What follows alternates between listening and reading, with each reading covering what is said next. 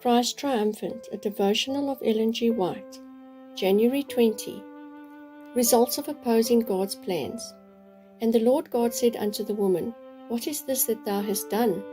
And the woman said, The serpent beguiled me, and I did eat. Genesis 3 verse 13. It was God's purpose to repopulate heaven with the human family if they would show themselves obedient to his every word. Adam was to be tested to see whether he would be obedient, as the loyal angels, or disobedient. If he stood the test, his instruction to his children would have been only of loyalty. His mind and thoughts would have been as the mind and thoughts of God. Satan, the fallen prince, was jealous of God. He determined through subtlety, cunning, and deceit to defeat God's purpose.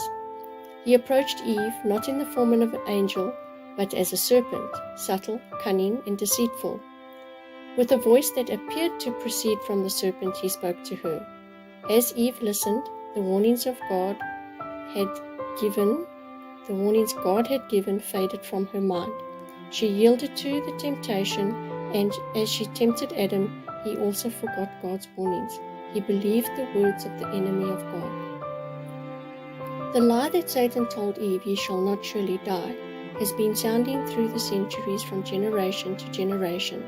Thus, Satan tempted our first parents, and thus he tempts us today. Adam and Eve were driven out of Eden, and an angel with a flaming sword guarded the way to the tree of life, that the disloyal, disobedient pair might not gain access to it, and thus immortalize transgression. Mark this point. The Lord did not place in Adam fallen and disobedient, the confidence he placed in Adam loyal and true, living by every word that proceeded out of the mouth of God. The eyes of Adam and Eve were indeed opened, but to what? To see their own shame and ruin, and to realize that the garments of heavenly light that had been their protection were no longer around them as their safeguard. Their eyes were opened to see that nakedness was the fruit of transgression.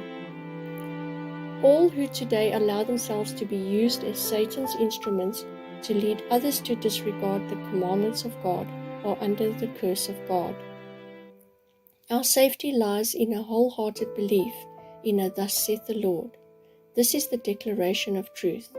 Those who are led away from truth from any motive, however great they may have been their supposed wisdom and exaltation, and venture in a path of their own choosing, are following a false leader and will be led by him into false paths. Letter 91, 1900.